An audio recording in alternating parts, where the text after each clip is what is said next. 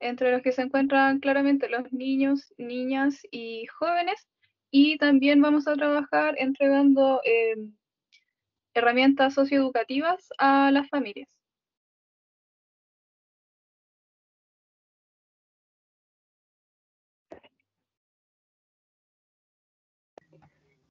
Los productos comprometidos. Memoria de experiencias. Se recopilarán las experiencias desde el relato biográfico de niñas, niños, niñas y adolescentes a fin de plasmarlos y materializarlos. Lo anterior con el objetivo de concientizar a la población respecto al proceso de transición en el entendido de sus facilitadores y obstaculizadores. Ya.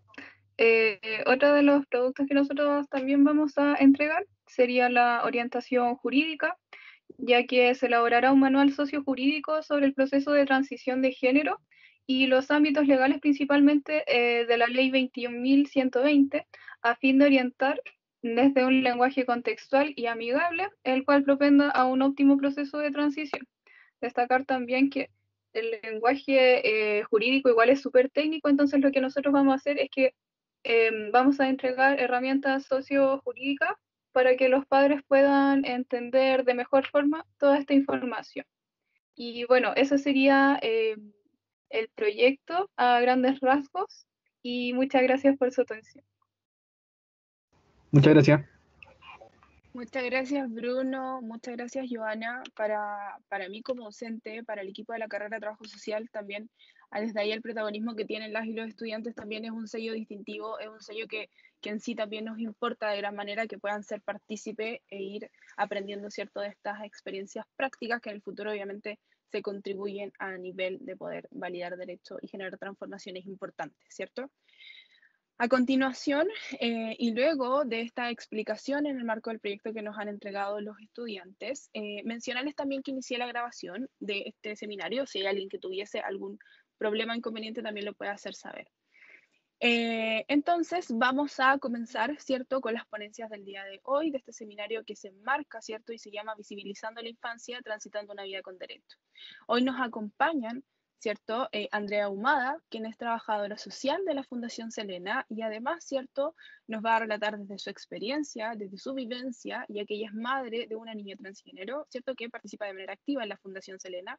Además, también nos acompaña Pablo, ¿cierto?, Maolchata, que es psicólogo, magíster, ¿cierto?, también en psicología clínica, y también nos va a mencionar, ¿cierto?, desde ese aspecto cómo se va trabajando en la fundación, de la Fundación Selena, ¿verdad?, con los jóvenes niños, niñas y niñas, ¿cierto?, que allí participan.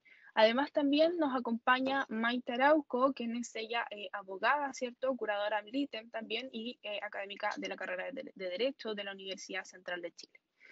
Para comenzar, la idea es que puedan, ¿cierto?, mantener sus micrófonos en silencio para que no haya interferencia en la información. Las ponentes y el ponente, ¿cierto?, tiene un tiempo aproximado de entre 15 a 20 minutos para que podamos hacer, ¿cierto?, estas presentaciones y luego de eso también poder abrir una ronda de preguntas. Mencionar que en el chat que aquí se encuentra activo, también ustedes pueden ir alojando sus preguntas y por favor, ¿cierto?, sus correos a fin de en posterioridad remitir una encuesta de evaluación de esta actividad. Entonces, Andrea, ¿cierto?, te damos la bienvenida y te doy oficialmente el pase para que puedas, ¿cierto?, presentar ya tu ponencia del día de hoy. Gracias, Magali. Voy a compartir pantalla y ustedes me dicen. Súper.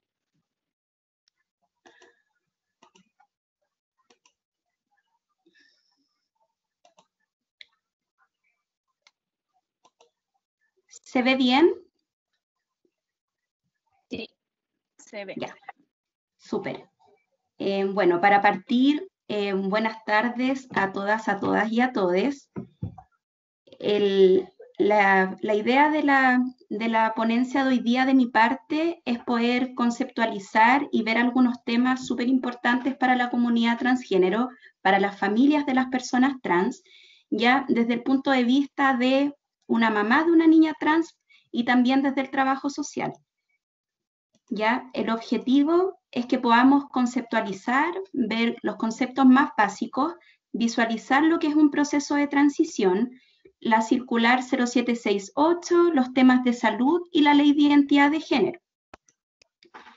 Para partir, vamos a aclarar algunos conceptos, ya que tienen que ver con la identidad de género, la expresión de género, el sexo biológico y la orientación sexual. Ya vamos a ver los más básicos, entendemos que hay muchas más identidades, más orientaciones y expresiones de género que las que voy a comentar hoy, pero la idea es poder ver los conceptos básicos que si bien gran parte de la población los conoce, cuando no se conocen llaman a confusión y esto puede provocar malestar en algunas personas. Ya tenemos la identidad de género, que es cómo me siento respecto a mí mismo y no tiene que ver, no tiene relación directa con mi sexo biológico. Ya me puedo identificar como mujer, como hombre, como una persona no binaria, etc. Tenemos también la expresión de género, que aquí en la lámina de la galleta de jengibre está graficada con la galleta completa, ¿ya? Porque es como expreso mi género y esto incluye el cómo me visto, el cómo me comporto, el cómo me comunico, etc. ¿Ya? Y esto puede ser de manera femenina, masculina o andrógina, que tiene que ver con una expresión intermedia entre lo femenino y lo masculino. Tenemos también el sexo biológico, que en la galletita está graficado, ¿cierto?, en la parte de los genitales, ¿ya? Y esto tiene que ver con las características físicas y biológicas que me diferencian a nivel sexual, ¿ya? Esto también tiene que ver con cromosomas, hormonas, ¿ya? No tiene que ver solamente con lo que el doctor pueda ver en la ecografía, ni por observación genital, ¿cierto?, cuando nace la guagua. ¿Ya? Y luego tenemos la orientación sexual, que se refiere a por quién yo me siento atraído, es de quién yo me enamoro. Y las principales o las más conocidas son que puedo ser heterosexual, bisexual, asexual, pansexual, homosexual o lesbiana.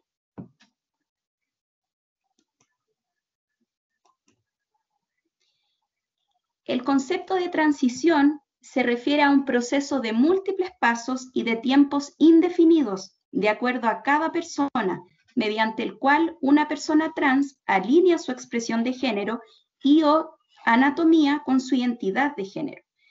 Ya, el proceso de transición es un proceso que desde las familias de la Fundación consideramos que es un proceso que no termina nunca. Ya es distinto para cada persona trans, ya.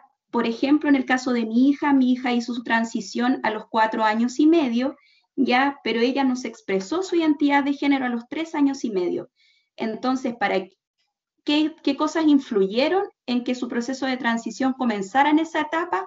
Las creencias que teníamos como familia, el tipo de maternidad que yo ejercía y de paternidad que ejercía el papá, ya factores a nivel sociales, etcétera, pero también pueden influir factores económicos, religiosos, ¿ya? No es lo mismo transicionar cuando uno es menor de edad, porque va a depender mucho de la familia, de los adultos responsables, ¿ya? A diferencia de las personas trans adultas que en general toman la decisión de una manera más independiente, ya, y muchas veces pueden tomar la decisión independiente de que su familia esté o no de acuerdo en transicionar.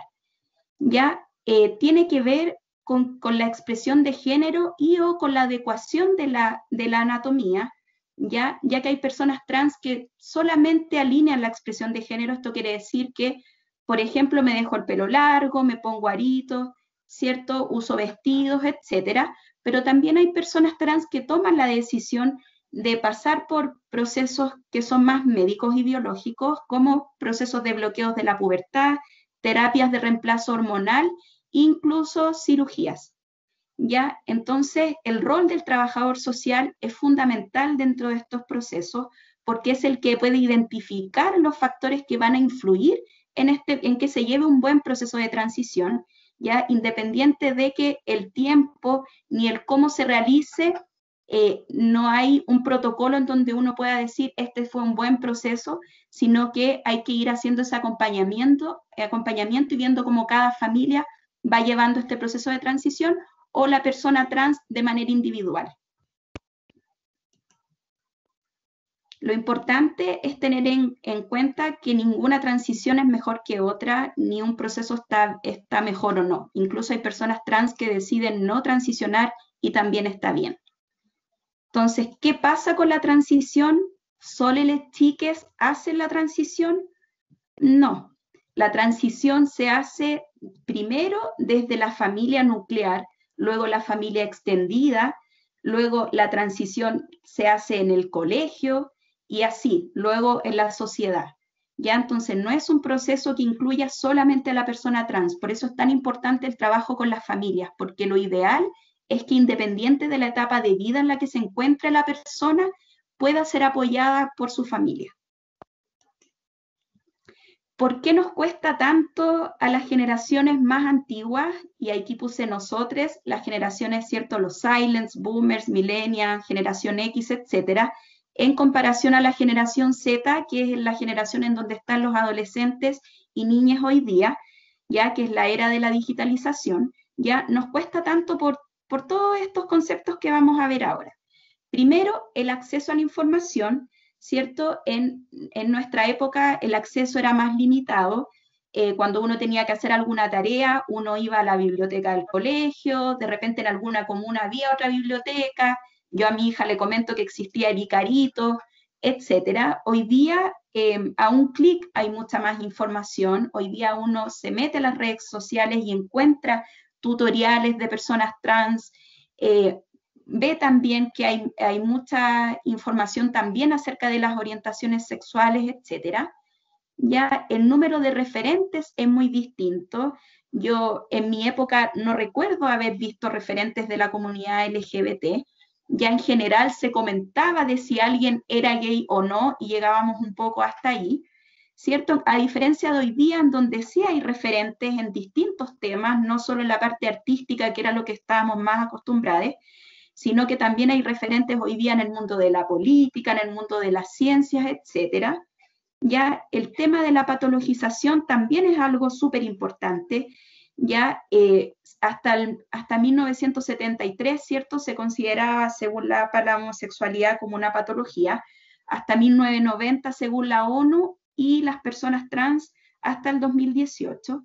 Ya entonces las generaciones hoy día comienzan a crecer con un concepto de despatologización. Es súper potente sentir que no estás enfermo, que no es un trastorno. Ya también en cuanto a leyes hay una diferencia. Antiguamente no habían leyes de protección. Hoy día, si bien falta mucho, y ojalá lleguemos al día en que no tengamos que tener leyes para que las personas trans puedan vivir según su identidad de género en una sociedad y estar incluidas. Ya tenemos la ley Zamudio, que está desde el 2012, el Acuerdo de Unión Civil, que está desde el 2015, y la ley de identidad de género, que está desde el 2019. También lo que tiene que ver con la televisión y la publicidad, antiguamente era muy heteronormada, ya más que tener algún personaje que en general se ridiculizaba por ser muy femenino, ¿cierto? Hoy día vemos otro tipo de publicidad, vemos publicidad en donde vemos personas trans, hay modelos que son mujeres trans, y tenemos también que aparecen distintos tipos de familia, etcétera. Ya no se ridiculiza tanto, si bien hay programas y siempre hay, se cae en esto, también tenemos mucho sobre la diversidad. Uno hoy día puede entrar a plataformas y ver series completas en donde se visibiliza la diversidad y también se puede aprender mucho. Y por último, la influencia de la iglesia, que ha sido un factor súper importante. Antiguamente había mayor influencia, hoy día hay mucho menos influencia de la iglesia, si bien es algo que desde mi experiencia como trabajadora social en la fundación, es algo que todavía está ahí. Hay muchas familias que aún le consultan al pastor qué decisión tomar ante esta situación. Sí, hoy día vemos que cada vez menos familias toman en consideración la influencia de sus creencias, y lo más importante es que en niños y niñas esto ha ido disminuyendo también de manera drástica, y esto influye mucho en la autopercepción y en la autoestima. La transición es entonces un proceso, no es algo inmediato. En general nos pasa harto con los adolescentes que quieren todo muy rápido, y también tiene que ver con que ellos han vivido un proceso anterior. Cuando el niño, la niña o el adolescente trans le comunica a la familia, ellos han vivido un proceso previo. Antes de comunicarlo, ellos ya vieron qué es lo que me pasa, por qué no encajo, cuáles son mis gustos, etcétera. Y ese es un proceso que para ellos ya va encaminado, pero la familia recién comienza ahí, porque si bien uno va viendo cosas a lo largo del crecimiento del niño o la niña, uno no sabe del tema, entonces comienza recién el proceso en ese momento. Entonces no es algo inmediato, puede ir variando, y también hay que entender que el niño, la niña o el adolescente está construyendo su identidad, está aprendiendo a vivir con estos nuevos roles de género, etcétera. Ya tiene dificultades, tiene muchas dificultades, porque a lo largo del crecimiento del niño o la niña uno se va enfrentando a distintos retos, ¿cierto? En mi caso, el primer reto fue el colegio, pero vienen muchos retos más adelante, como es el tema de la pubertad, el tema del amor, etcétera. Ya debe ser un proceso responsable, ya, porque no es algo que yo pueda comenzar y luego dejar de lado este proceso en cuanto al apoyo como familia. Ya, yo no puedo decir, ya, yo permito que tú hagas este proceso de transición, entonces te pones vestido, te dejas el pelo largo y con eso está todo listo. Yo tengo que asegurarme como papá y como papá o mamá, como adulto responsable, el que ese proceso va a ser respetado en todos los espacios. Puede ser médico-biológico, ya como hablábamos en un comienzo, las personas trans pueden tomar la opción de adecuar su cuerpo a su identidad de género. Es un proceso social, claramente es un proceso social, porque somos, las personas vivimos en una comunidad, somos seres sociales. Es importantísimo que sea un proceso familiar, y también, sobre todo, un proceso escolar, que es lo que vamos a ver ahora, ya, porque es el colegio, el espacio educativo en donde el niño, la niña o el adolescente va sin el papá o la mamá ni su tutor legal. Para todo el tema de la transición en cuanto a los establecimientos educacionales, existe la circular 0768, que tiene fecha el 27 de abril. Es un piso mínimo, ya que lo que asegura o garantiza la circular es que los estudiantes trans tengan los mismos derechos que tienen los demás estudiantes. Ya, en cuanto al procedimiento, es importante saber que hay que pedir una entrevista con la máxima autoridad educativa del establecimiento, ya, este es el director o el rector, ya, no puede ser con el encargado de convivencia escolar, con el profesor jefe, ya, porque es la máxima autoridad la que es la encargada de hacer valer con todos los otros actores del establecimiento educacional que se cumpla la circular. Ya, esta máxima autoridad debe facilitar una reunión en un plazo máximo de 5 días hábiles, ya, o sea, el papá, la mamá o el tutor legal o el estudiante trans, si es mayor de 18 años, se contacta con la máxima autoridad del establecimiento educacional y este tiene 5 días hábiles para reunirse en una entrevista o una reunión con los tutores legales o el estudiante si es mayor de edad.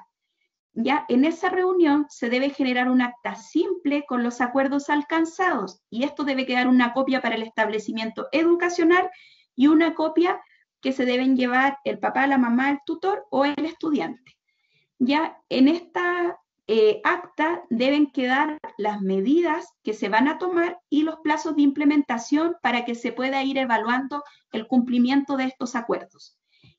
Importante, lo puse aquí con una estrellita, que toda medida debe ser adoptada con el consentimiento del niño o la niña. Ya, él tiene que estar al tanto de todos los acuerdos que se hayan tomado con el colegio y debe estar él a favor. Ya, es muy importante incluirles en todo el proceso. La circular otorga el derecho a, primero, acceder o ingresar a los establecimientos educacionales sin discriminación arbitraria, permanecer en el sistema educacional formal, recibir una educación que les ofrezca oportunidades para su formación y desarrollo integral, no ser discriminados o discriminadas arbitrariamente, que se respete su integridad física, psicológica y moral, y estudiar en un ambiente de respeto mutuo con un trato digno e igualitario. Para esto, hace unos años atrás, la Fundación Selena participó con estas fotos preciosas de 3 niñas de la Fundación. Está la Selena, el Nicolás y la Ángela. Ya, aquí lo que se grafica con estas fotos, de una manera simple, son las medidas que deben tomar los colegios para hacer valer la circular. Ya, entonces, primero, tengo derecho a utilizar los servicios higiénicos que resguarden mi privacidad y respetando mi identidad de género. Para esto es súper importante considerar la opinión del niño o la niña. El colegio, los padres no pueden asumir que mi hija, por ser una niña trans, quiera ir al baño de niñas, o si hay un niño trans, quiera ir al baño de niños. Esto va a depender de cada niño y también de las condiciones que tenga el colegio. No me pueden exigir ningún documento médico, psicológico o psiquiátrico para respetar mi derecho a la identidad. Esto también es sumamente importante. Muchas veces hay psicólogos que quieren apoyar estos procesos y entregan un documento psicológico y las familias al llevar esto marcan un precedente. Entonces es súper importante que esto no se pida y que las familias no accedan si es que algún establecimiento educacional así lo requiere. Tengo derecho a que me traten con mi nombre social y a utilizarlo en todo momento, por ejemplo, documentos administrativos, pruebas, informes de personalidad, etc. Acá también tiene harto que ver la voluntad. Si bien en el libro de clases hay que poner el nombre legal, también hay lápices hoy día que se pueden borrar, hay informes que uno puede emitir, editar y luego volver a emitir. Entonces los establecimientos educacionales pueden emitir un documento con el nombre social del niño o la niña, luego editarlo y dejarlo de manera interna con el nombre legal, pero poder entregárselo al niño o la niña con su nombre social. ¿Ya? Entonces, si bien la circular da este derecho, también es muy importante el tema de las voluntades aún. Por eso, ojalá todos los establecimientos educacionales pudiesen saber un poco de la temática antes de que un niño o una niña trans expresase su identidad de género.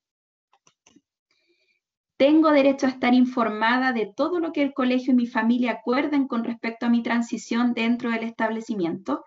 Esto también es súper importante, como lo comentaba hace un rato atrás, ya porque al final del día, ellos, ellas y ellas son las personas trans y como les comentaba también, cada uno vive su proceso de transición de manera individual.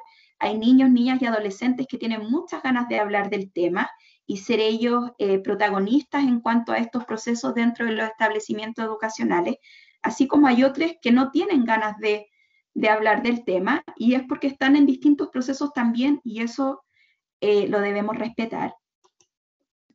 Tengo derecho a utilizar el uniforme acorde a mi identidad de género y a que se explicite mi derecho en el manual de convivencia del colegio.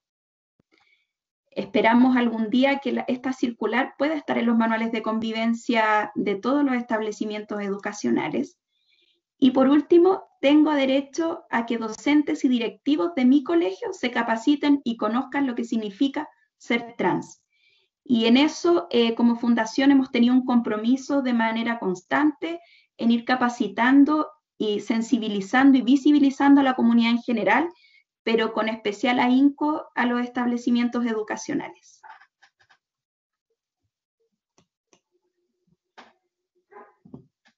Yo voy a dejar de compartir para poder verles. Super. Muchas gracias, Andrea. Muchas gracias por tu presentación. Qué importante todo lo que nos mencionas, sobre todo una frase, ¿cierto?, que tú dices en algún momento que da mucho para la reflexión, ¿cierto? Da mucho para el análisis de cómo estamos funcionando como sociedad, que en algún momento tú dices, bueno, ojalá, ¿cierto?, que no haya que tener leyes en sí para poder incluir, a pesar de que cuando estamos hablando de inclusión, estamos hablando que hay un proceso de exclusión previo, pero que no tengamos que tener estos mecanismos, ¿cierto?, para poder vivir y para poder validar los derechos en sí, ¿cierto? Y que es una frase que en sí nos deja pensando mucho y aprovechando también esas instancias que le voy a dar el pase también a Pablo, ¿cierto?, quien es psicólogo de la Fundación Selena, para que pueda también poder ahí entregar su presentación. Gracias, Andrea.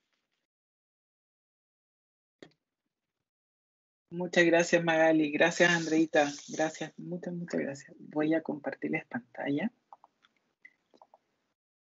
Bien, yo voy a continuar un poco también con respecto a lo que decía Andrea, ¿sí? Yo creo que es importante en torno a las legalidades y al poder ver qué es lo que se tiene como, entre comillas, una ventaja, porque también considero lo mismo, no es una ventaja si es que hay que hacer leyes para, ¿no? Pero bueno, si es que están, hay que aprovecharlas. Y en torno al tema de la salud, nosotros tenemos 2 circulares que nos protegen, que son la circular 21 y 34. La circular 34 es del 2011, y la circular 21 es una especie de ampliación, ¿no? Así como tenemos la circular 0768 para la educación con niños y niñas trans, también tenemos las circulares del Ministerio de Salud para que puedan utilizarlas, ¿sí? En ese sentido creo que es muy importante poder saberlo, ¿no? De conocimiento que en cualquier CEFAM, hospital o lugar de atención pública pueden ocupar cualquiera de estas 2 circulares. Obviamente los centros de salud deberían sabérselas, deberían haberlas leído, pero también uno entiende que a veces llegan muchas circulares, llegan varios comunicados y no todo el mundo los lee, no todos ni todos los profesionales leen lo que les llega, ¿no? Y desde ahí yo puedo rescatar 4 puntos muy importantes.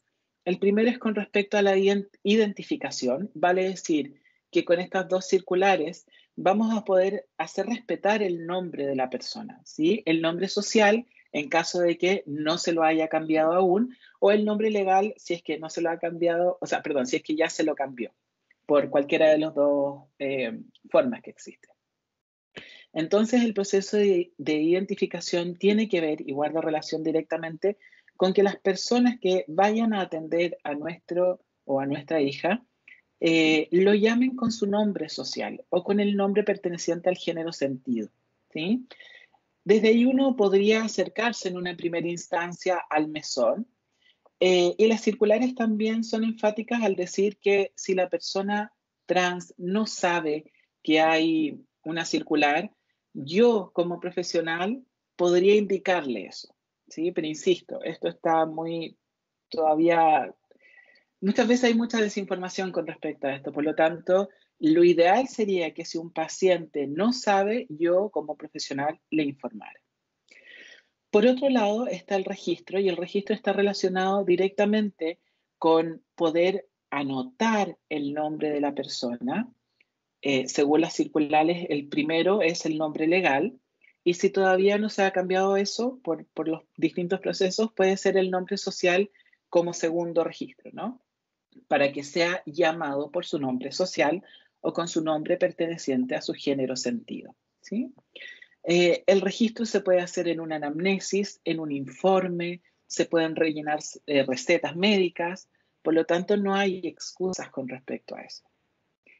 Por otro lado están las consideraciones que tienen que ver con el considerar si la persona o el niño o el adolescente más bien está con algún proceso hormonal o se ha hecho algún tipo de cirugías. Y ojo acá, porque es solo una consideración, no es más que eso. Es para tenerlo en cuenta en caso de que se llegue a otros procedimientos o si tiene que tomar algún otro medicamento y cuidar ahí que pueda tener un buen efecto y no efectos contraindicados con el tema de la hormonización, etcétera, ¿no? Por lo tanto, es solo una consideración en ese sentido. No es para preguntar y cuestionar a la persona por qué toma este tipo de hormonas, por qué esto, por qué se hizo una cirugía, en fin, ¿no? Y por último, la circular 34 habla de la hospitalización, que, claro, por un lado es un punto a favor, ¿no?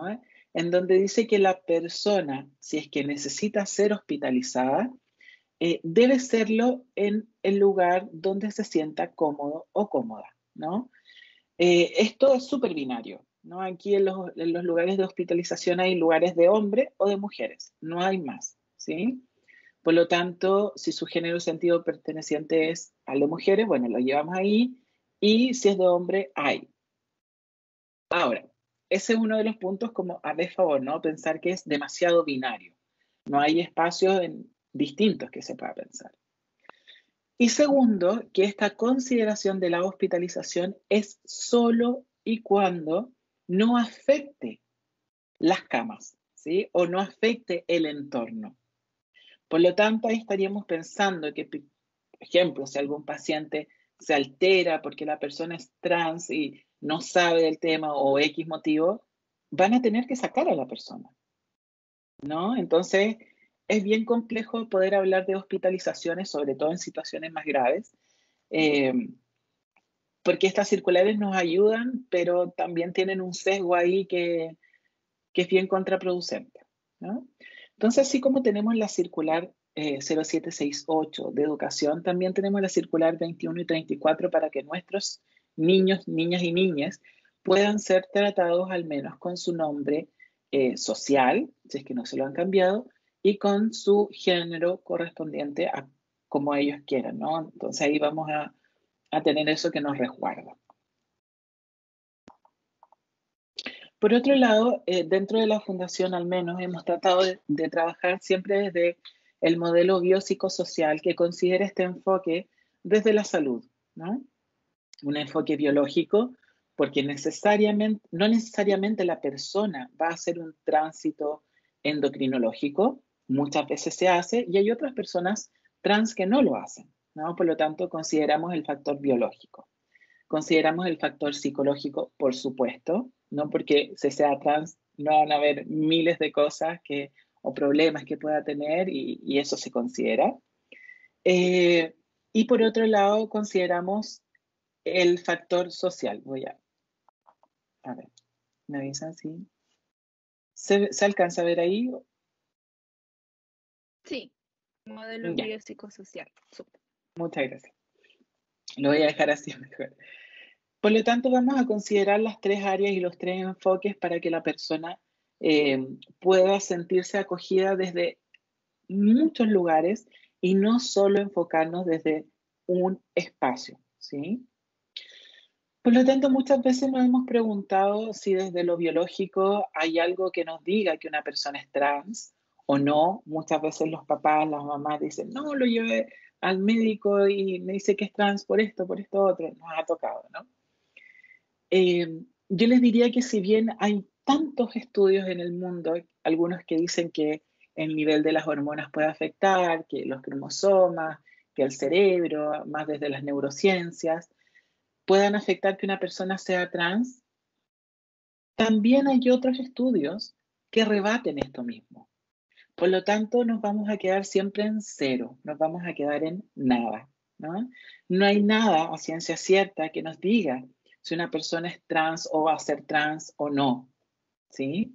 Entonces, solo la mirada biológica, nosotros lo ponemos en énfasis cuando hablamos sobre el cambio corporal a nivel endocrinológico, ¿no? A nivel de bloqueo hormonal o de hormonas propiamente tal. Y ese espacio sí lo consideramos mucho, ¿no? Porque hay adolescentes, hay niños, niñas y niñas que quieren hacerlo y bueno, es un proceso largo, es un proceso médico, es un proceso a nivel biológico, por lo tanto hay que cuidarlo. Por otro lado, y desde lo psicológico, también cabe preguntarse si es que existe algún test psicológico que nos diga si un niño, un chique es trans o no, ¿sí? Más allá de que sea el psicólogo o la psicóloga que diga, no, este niño es trans o no, está fuera de serie eso, ¿no? Está fuera de cuestionamiento. Yo les prometo que he buscado mucho, mucho si es que hay algún test psicológico que diga si una persona es trans o no. Y hasta el día de hoy no existe nada. Nada nos puede indicar la identidad de una persona, ni con pruebas gráficas, ni con test proyectivos, ni desde el contenido, ni desde lo expresivo, ¿no? Por ahí les diría tal vez algo más desde el juego, ¿no? Desde los roles que ocupan, pero tampoco nada es muy, nada define la identidad de otra persona, más que la misma persona, ¿no? Entonces ahí cuando, por ejemplo, han llegado a fundación o a mí como psicólogo y dicen, necesito un certificado que me diga que es trans, y yo le digo, chuta, yo le podría dar todos los certificados del mundo, pero eso le va a servir cuando vaya a la feria, le va a servir con su vecino, le va a servir en el condominio, le va a servir en cierta parte, ¿no? Entonces, cuidar ahí, como eso también, yo entiendo que hay un resguardo, que se quiere hacer un resguardo, pero quien dice quién es la misma persona, no uno como profesional, ¿no? Uno puede ayudarlo en otras áreas, puede ayudar, qué sé yo, si existe algo más anímico, más conductual, por supuesto que sí, pero en tanto identidad, cuidado hacia dónde vamos muchas veces y se nos dicen cosas. Y desde ahí solo una pincelada, quisiera mostrarles que también eh, los y las profesionales de la salud trabajamos desde ciertos mamotretos, ¿no? Desde ciertos libros que nos permiten hacer un diagnóstico. Aquí voy a poner este primero. Nosotros, psiquiatras, psicólogos, psicólogas, utilizamos un libro que se llama DSM, ¿no? Que es un manual diagnóstico de los trastornos mentales. Actualmente estamos en la versión número 5. Por lo tanto, quiere decir que hace muchos años, desde los años 50, viene actualizándose esto. Y algo más médico sería el CIE-10, ¿no? Que trae hartas enfermedades ahí de por medio. En tanto, el DSM, el manual diagnóstico, consideraba hace mucho tiempo la homosexualidad como una patologización. Y ustedes entenderán que ya estamos 40 años, casi 50 años más, decimos, chuti, ¿cómo es que la homosexualidad como patologización, como tan enfermo, entonces no podían ir a trabajar, no podían ir a estudiar? No, pues no se trataba de eso, sino que era verlo desde el lado como más perverso, ¿no? Como diría Freud por ahí, desde la sexualidad normal, no normal, adulta. Porque la sexualidad normal tenía que ver con la reproducción y con ciertas cosas que no tienen que ver con esto. Entonces, en el año 73, después de una lucha inmensa, se despatologiza la homosexualidad. Pero resulta que así como avanzamos, también retrocedemos 3 pasos. Y en los años 80, en este libro gigante, en el DSM serie 3, digamos, aparece la transexualidad como un trastorno. ¿Sí? Entonces uno ahí se pone y se pregunta y dice, chuta, ya, avanzamos, no tanto. Avanzamos pero retrocedimos. Y a mí, dentro de los criterios, el que más me llama la atención es que hay o debería haber una preocupación de al menos 2 años sobre cómo deshacerme de las características sexuales primarias y secundarias del sexo y adquirirlas del otro. Es decir, la persona tiene que estar 2 años al menos preocupándose de eso. Y ustedes saben lo que es estar 2 años sin poder decirlo, sin pedir ayuda, sin poder manifestarlo, ¿no? Por lo tanto, es muy angustiante. Hoy en día no les voy a mostrar los criterios propiamente tal, porque hay criterios para niñas y otros para adolescentes y adultos, ¿no? En el año 95, con el cambio al DSM-4, también hacen un cambio de nombre y lo llaman trastorno de la identidad de género. Si antes era peor, ahora es horrible. Y estos expertos deciden un poco que se debe llamar trastorno de la identidad de género, pero además lo ponen dentro con otros trastornos sexuales, ¿no? Vale decir, perversiones, voyerismo, en fin, ¿no? Estamos entendiendo el camino que tomaron. Y después de mucho luchar, estas son organizaciones que han luchado bastante con respecto a lo trans, y sobre todo personas, mujeres trans, que ya no tenían más que perder en la vida y bueno, vamos a la lucha nomás. Y en el 2010 se hace un pequeño borrador para el DSM-5, nueva versión, 20 años después, que va a salir el 2015, que ocupamos hoy en día, que se llama incongruencia de género, y eso no les pareció, por lo tanto, el 2015 aparece con el nombre disforia de género, que es el término que hoy en día ocupamos. Por lo tanto, no hay ningún test psicológico, ni médico, por cierto, pero tenemos este mamotreto y el CIE-10 que nos van a decir, ojo con estos criterios, la persona podría tener disforia de género, ¿no? Y disforia visto como algo muy distinto a la euforia, ¿no? Cuando uno tiene euforia es algo que se disfruta, que gusta, ¿no? La disforia es algo que no gusta, que genera malestar, ¿no? Entonces, visto desde ahí, la disforia de género es lo que se ocupa hoy en día en estos manuales.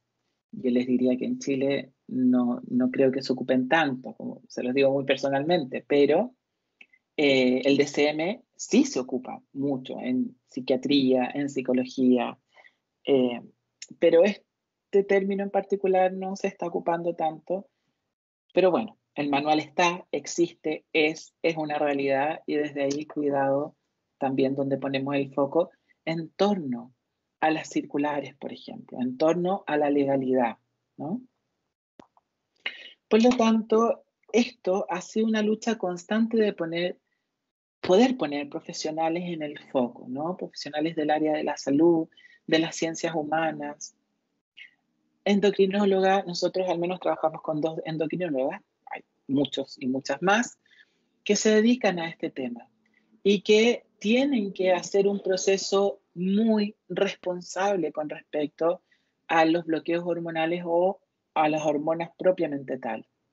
Hay exámenes médicos, hay, qué sé yo, exámenes de mano, pero siempre desde más la biología, ¿no? Por lo tanto, tenemos que poner el foco ahí y cuidar cuando no nos vayan a respetar el nombre, por ejemplo, ¿sí? Entonces tenemos que ir viendo muy de a poquito eso.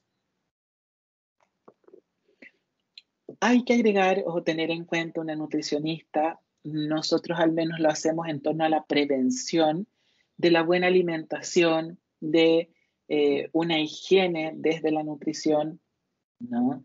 Por lo tanto, la tenemos muy en cuenta ella.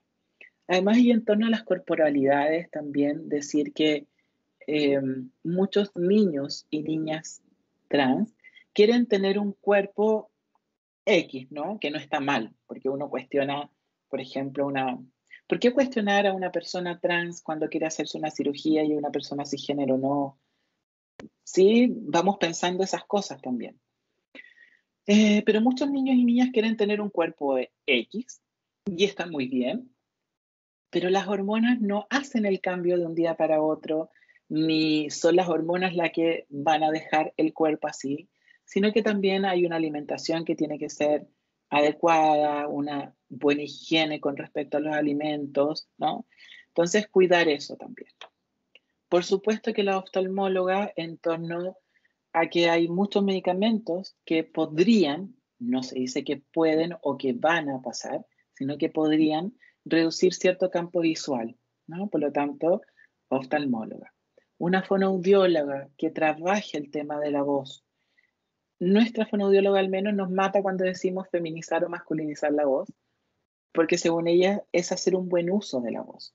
Y eso no es lo mismo que feminizarla o masculinizarla, que son términos que según ella ya no se usan, sino que es poder utilizar la voz de manera adecuada y que no me genere problemas a lo largo del tiempo.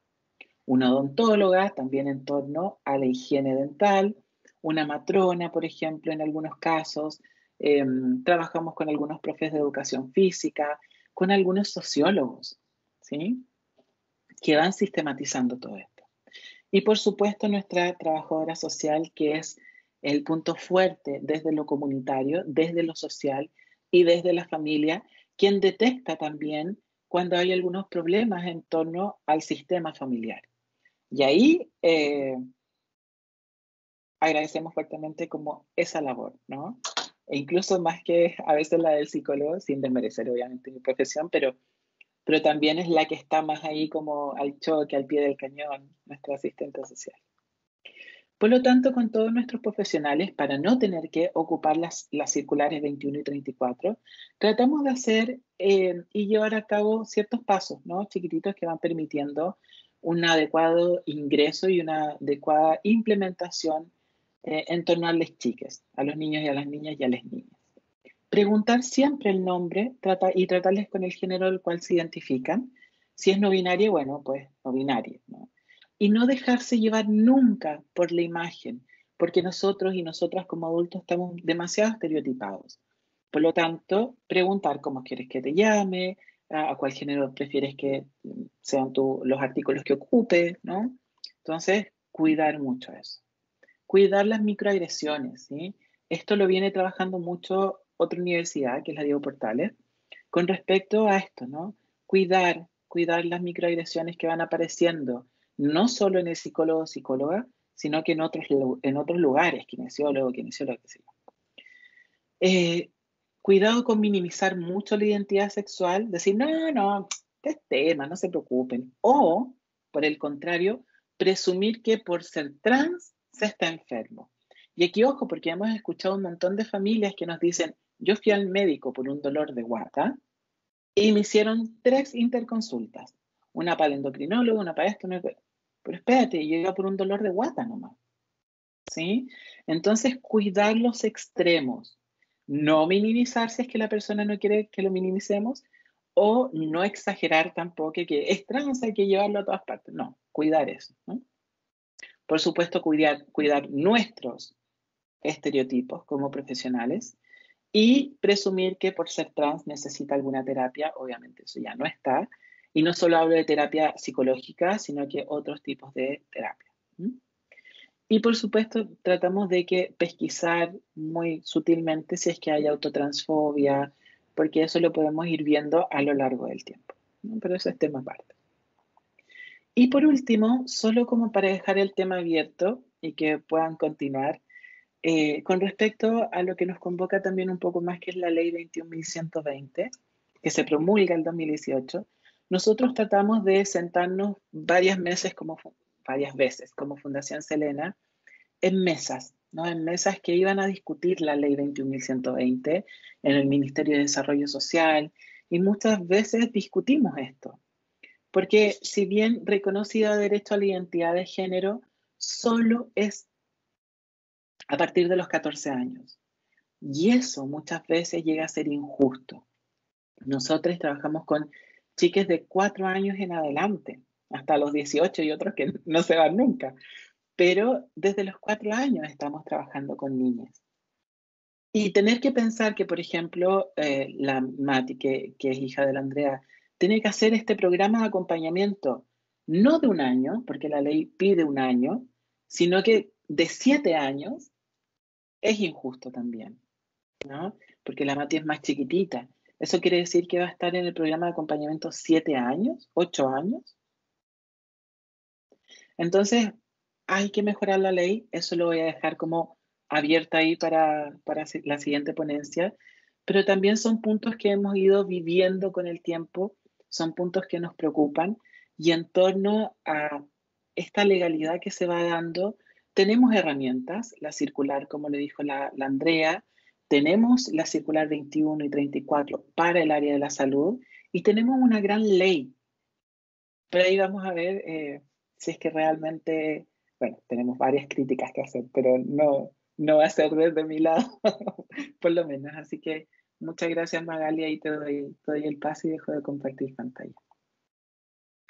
Gracias, Pablo. Muchas gracias también por la enriquecedora explicación y ponencia que nos acabas de dar, al igual que Andrea. Y que aún así, ¿cierto?, se agudiza más la importancia de educarnos, de estar en constante actualización, educación, ¿cierto? Sobre todo si somos profesionales del área social o cierto, del área jurídica, como nos acompaña hoy Maite. Y también la importancia de no caer de un extremo al otro, de no caer en estas etiquetas, en esta categoría, de decir ese niño, niña o niñe es trans o categorizarlo directamente como eso, porque antes de eso son personas y antes de eso son niños, niñas y niñas, ¿verdad? y desde ahí la importancia incluso de no caer en esa línea tan delgada. Pero para no caer, entonces hay que seguir, ¿cierto?, educándonos respecto a este proceso también. Es por esto que ahora le toca el turno, ¿cierto?, a Maite Araujo, quien, como mencioné, es abogada, curadora del ITEM y académica en la carrera de Derecho de la Universidad Central. Maite, te doy la palabra. Muchas gracias, Magali, muchas gracias por la presentación. Gracias a Andrea y a Pablo que nos han ilustrado excelentemente con sus presentaciones. La verdad es que se les agradece y yo aprovecho esta oportunidad, esta instancia para felicitar a Magali por este proyecto.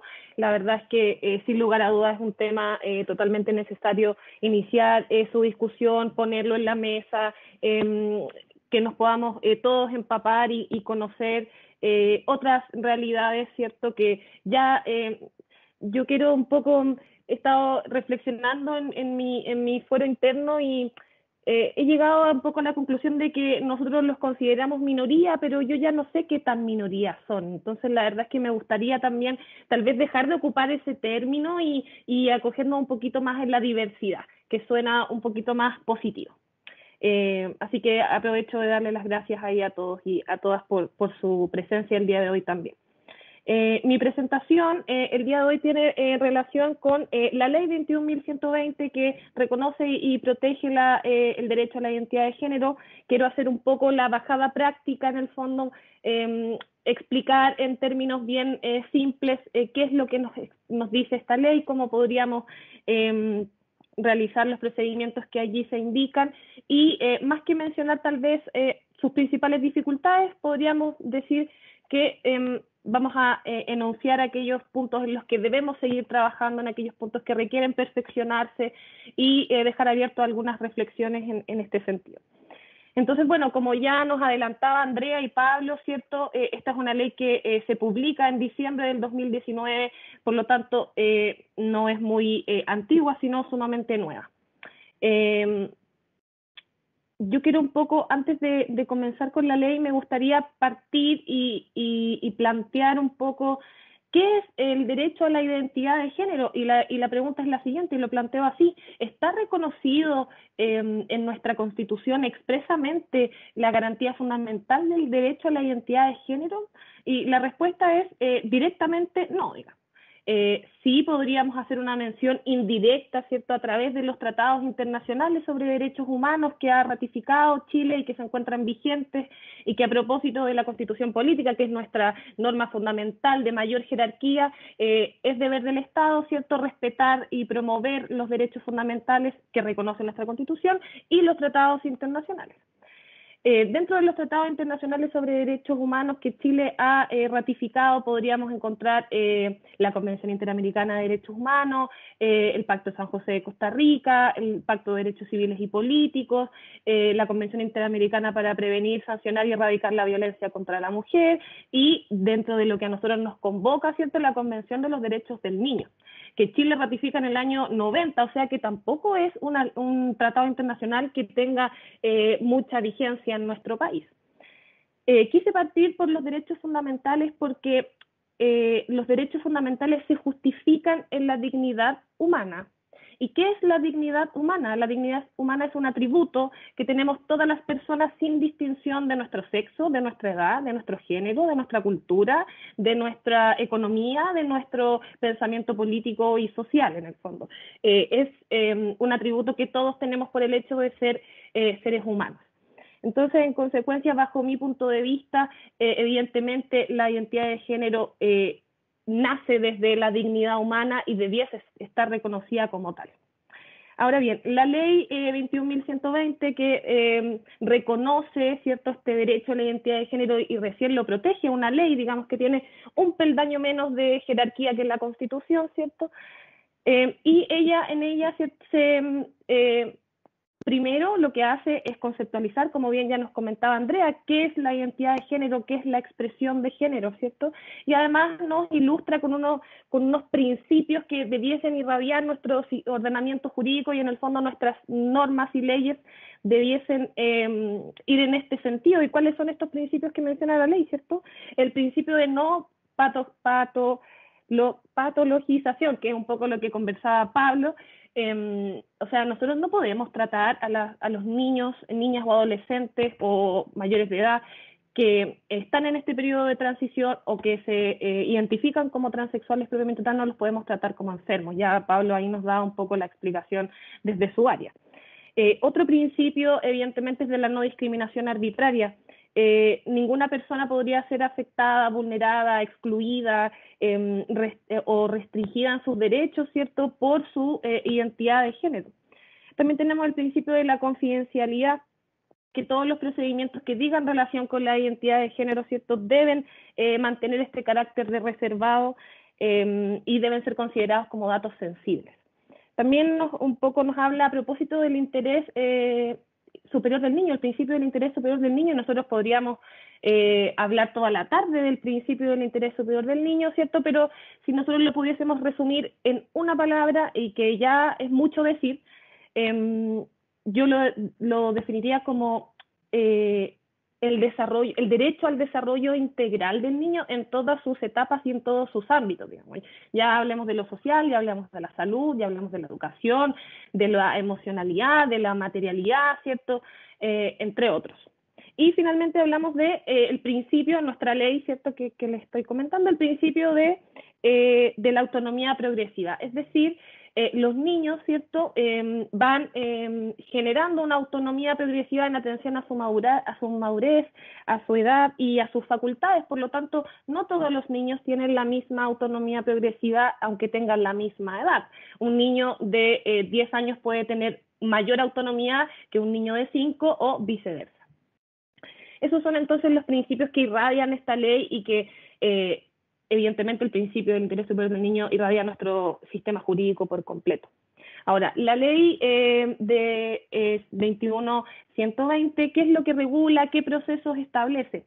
Y nos regula, ¿cierto?, el procedimiento para solicitar una rectificación de nuestra partida de nacimiento en cuanto al sexo y al nombre, cuando estos no se condigan con la identidad de género que yo expreso y el género que me fue asignado al nacer.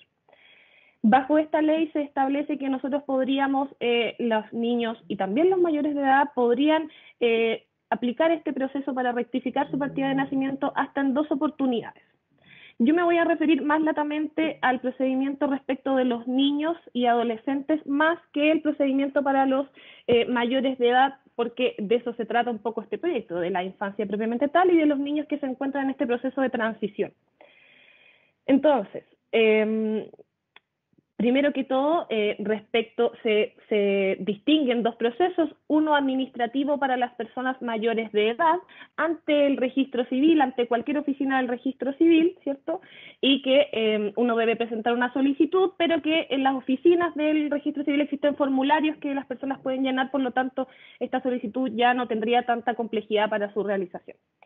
Ahora bien, respecto de los niños, niñas y adolescentes, la ley regula y establece la posibilidad de poder solicitar esta rectificación en la partida de nacimiento desde los 14 años hasta los 18, respecto de los menores de edad. Y un poco eso es a lo que hacía referencia Andrea y Pablo cuando indicaban que para ellos desde ese punto de vista no es suficiente la edad que regula la ley para hacer esta solicitud. Ahora bien, ¿cómo hacemos la solicitud? ¿En qué consiste? ¿Cómo lo hago? ¿Dónde voy? ¿Cierto? Entonces, evidentemente, ¿quién debe hacer esta solicitud? La debe hacer el padre, la madre, su representante legal o su cuidador, ¿cierto? Junto con el niño. ¿Cómo la deben hacer? Debe ser una solicitud formal, ¿cierto? En la que yo establezca cuál es mi petición que yo voy a someter al tribunal, al juez, y mi petición en el fondo es que se rectifique mi partida de nacimiento respecto al nombre o al sexo o a ambos, y tengo que explicar en esta solicitud cuáles son los motivos y por qué para el niño, la niña o el adolescente este cambio de nombre representaría un mayor beneficio, ya que mantenerse con el nombre o el sexo que le fue asignado al nacer. ¿Dónde se hace esta solicitud? Esta solicitud se hace en un tribunal de familia, del domicilio del solicitante. Ahora, yo sé que esta frase del domicilio del solicitante es un poco compleja para comprender a aquellos que no se manejen en el derecho propiamente tal. En consecuencia, yo les aconsejaría que si alguno de los que se encuentra aquí presente desconociese a qué tribunal debiese dirigirse, yo les aconsejaría que pudieran solicitar la asesoría ya sea en una clínica jurídica, ¿cierto?, como la de nuestra universidad, o bien en alguna corporación de asistencia judicial u otras corporaciones o fundaciones que brinden asesoría jurídica gratuita simplemente para hacer esa consulta. Una vez que yo identifiqué, ¿cierto?, cuál es el tribunal ante el cual yo debo hacer esta presentación, evidentemente se plantea la solicitud. En esta solicitud yo debo indicar cuál es el nombre de pila por el cual yo deseo cambiarlo, si es que así fuera, ¿ya? El tribunal, cuando yo presento la solicitud, va a dictar una resolución y me va a decir si esto se puede tramitar o no se puede tramitar, ¿ya? Si el tribunal efectivamente decide y acoge mi solicitud de tramitación de esta solicitud, va a dictar una resolución que así lo dice, acoge a tramitación esta solicitud y va a citar a una audiencia preliminar, ¿cierto?, al niño, niña o adolescente mayor de 14 y menor de 18 años, junto con su representante legal, su padre, su madre, ¿cierto?, o sus cuidadores. Se van a citar a esta audiencia preliminar y en esta audiencia preliminar el niño va a ejercer, el niño, niña o adolescente, va a ejercer su derecho a ser oído ante el juez y ante el consejero técnico, que es un funcionario que trabaja en los tribunales de familia. El consejero técnico puede ser o un trabajador social o bien un psicólogo, por lo cual la presencia de Pablo y de Andrea en esta oportunidad son sumamente relevantes. Ante estos profesionales, el niño va a ejercer su derecho a ser oído y va a manifestar su intención de cambiar o rectificar su nombre y su sexo, y se le va a consultar si es que el niño, niña o adolescente conoce cuáles son los efectos jurídicos de esta rectificación. Yo los efectos jurídicos se los voy a explicar en unos minutos más adelante. Simplemente quiero que conozcamos cómo es este proceso, qué es lo que va a pasar y qué me van a decir o qué me pueden preguntar. Entonces, esta es una de las cosas que evidentemente el niño, niña o adolescente debe poder responder en esa oportunidad ante el juez o el consejero técnico. Ahora bien, en la resolución, en la primera que yo les comenté que el tribunal no citaba esta audiencia preliminar, ¿cierto?, también va a citar a aquel padre o madre que no haya estado de acuerdo con la solicitud, ¿ya?, para conocer su opinión, evidentemente. Esta audiencia preliminar se va a llevar a cabo en máximo 15 días desde presentada la solicitud. Ahora, entre nosotros yo les quiero comentar que este plazo puede que no sea tan real y efectivo por el atochamiento de los tribunales de justicia, que no existe desde la pandemia, sino que desde mucho antes. Así que para que no les cause mucha ansiedad o angustia, si es que el plazo es un poco más largo, digamos, de espera. Entonces, en esta, como ya les comentaba, en esta audiencia preliminar, el niño va a ejercer su derecho a ser oído ante el juez, ante el consejero técnico, quien le consultará también al niño cuáles son el nombre o los nombres de pila con los cuales desea modificar su partida de nacimiento. Ahora bien, inmediatamente, luego de la audiencia preliminar, se celebrará una audiencia que se llama audiencia preparatoria. En la audiencia preparatoria, el juez podrá ordenar que las partes acompañen a este proceso una serie de informes o podría ordenar el juez que se cite a algunas personas a declarar en consideración a determinar por qué este cambio de nombre sería más favorable para el niño, niña o adolescente, ¿ya? ¿Cuáles son entonces los informes que el juez podría solicitarme o que yo, de manera muy diligente, los podría acompañar junto con la solicitud del cambio de nombre? Un informe psicológico o psicosocial que nos dé cuenta, ¿cierto?, que el mayor de 14 años y menor de 18 asistió a estos, ha recibido un acompañamiento profesional, como por ejemplo en la Fundación Selena, junto con su familia por un periodo mínimo de 1 año, y también un informe psicológico que dé cuenta de que no existe ningún tercero, ya sea padre, madre, familiar o amigo, que haya influido en las decisiones del niño. Es decir, que nosotros podamos contrastar que la decisión y la voluntad es del niño y no de otra persona, y que no se encuentra presionado por ningún agente externo, ¿ya? Ahora bien, si es que evidentemente yo tengo todos estos antecedentes ya listos, preparados, podríamos celebrar la siguiente audiencia, que se llama audiencia de juicio, inmediatamente, ¿ya? Si yo no acompañé estos informes y el juez me ordena acompañarlos, la audiencia se va a celebrar en un periodo posterior, ¿cierto? Que podría ser 45 días aproximadamente. Si yo tengo todos los antecedentes, acompañé todos los informes y además, por ejemplo, tengo testigos que puedan confirmar por qué el cambio de nombre y de sexo es más beneficioso para el niño, vamos a celebrar la audiencia de juicio inmediatamente, es decir, todo en un mismo día. En la audiencia de juicio se van a presentar estos informes y se va a dar a conocer al juez las razones o los motivos por los cuales el niño, niña o adolescente solicita esta rectificación de partida de nacimiento en cuanto al sexo o al nombre, porque no coinciden con los que les fueron asignados al nacer. En esta audiencia preliminar, el juez puede dictar sentencia inmediatamente de manera oral, acogiendo o rechazando esta solicitud. Si todo resulta bien y mis informes son favorables, evidentemente el juez me va a acoger esta solicitud. ¿Qué efectos produce entonces la sentencia definitiva que autoriza a la rectificación del cambio de nombre y sexo de mi partida de nacimiento? Los efectos que esta produce son los siguientes. Una vez que yo tengo esta sentencia definitiva favorable, yo debo concurrir al registro civil, ¿cierto?, para realizar la modificación de los documentos legales, ¿cierto?, de mi partida de nacimiento y de todos aquellos que figuren en los registros públicos, ¿ya? En esa oportunidad, el director del Servicio de Registro Civil e Identificación va a comunicarle a todas las instituciones que corresponda respecto a esta nueva o a esta rectificación de la partida de nacimiento del niño, niña o adolescente, evidentemente. Le va a comunicar al servicio electoral, al servicio de impuestos internos, a la tesorería.